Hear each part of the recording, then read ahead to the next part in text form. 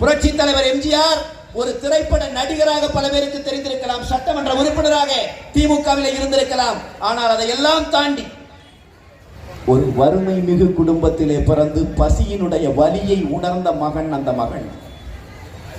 ஈண்டாள் பசி காண்பாள் ஆயினும் என்று வள்ளுவன் சொல்லுவான். தப்பு பண்ணாதே அப்படின்னு சொன்ன திருவள்ளுவர் எப்படி சார் தப்பு பண்ணாதேன்னு சொன்னார் தெரியுங்களா? நீ உன்னைய பெத்த அம்மா பசின்னு துடிச்சா கூட, அந்த நிலை வந்து விட்டால் கூட நீ திருடிராத, பொய் பேசிராத, தப்பு பண்ணிராதன்னு வள்ளுவர். அப்ப பெருங்கொடுமை எது? தன்னை பெற்றெடுத்த தாய் பசியிலே துடிப்பது பெருங்கொடுமை. அந்த கொடுமையை அனுபவித்த மகன் புரட்சி தலைவர் எம்ஜிஆர் சின்ன வயசுல.